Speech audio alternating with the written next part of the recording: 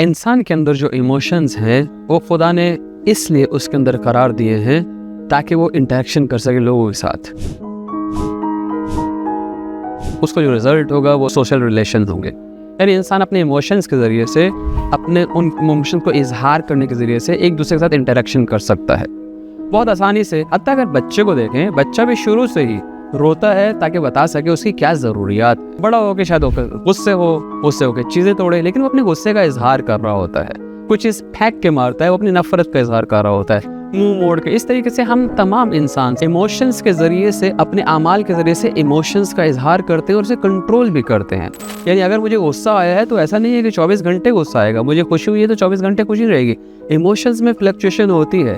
ابھی تھوڑی دیر پہلے مجھے کچھ اور جذبہ تھا, اس کے بعد تھوڑی دیر بعد کچھ اور جذبہ ہو سکتا ہے. یعنی وقت کے ساتھ سے یہ تبدیلی ہوتی رہتی ہے.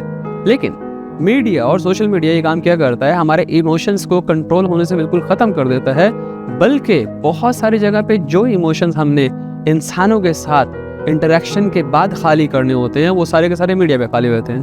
ایک گیمر اپنے ساری کی ساری خوشی یا حتیٰ سارے کا سارا غصہ اسی گیم کھیل کے کنٹرول سے باہر کر کے اور وہ خالی کر دیتا ہے. ایک بچہ ایک کارٹون اینیمیشن دیکھ کے اپنی جتنے بھی خوشی کے جذبات ہوتے ہیں وہ سارے کے سارے اسی کارٹون اینیمیشن میں لگا دیتا ہے. اب اس کا نتیجہ کیا ہوتا ہے, وہ اپنے گھر والوں کے ساتھ خوش نہ رہ سکے. ایک جوان جو چاہتا ہے اپنی پسند اور ناپسند کا اظہار کرے, وہ ایک فلم ڈرامہ دیکھ کے بہت آسانی سے وہاں سب کچھ خالی کر دے گا, اور اس کے بعد جب عام لوگوں سے ملنے کی باری آئے گی تو وہ ختم ہو جائے گا. در حقیقت ایموشنز ہمیں کنٹرول کرنے ہوتے ہیں, لیکن میڈیا اور سوشل میڈیا اپنے اندر ان سارے ایموشنز کو جذب کر کے ہماری جو سوشل لائف ہوتی ہے اسے تباہ کر رہا ہوتا ہے.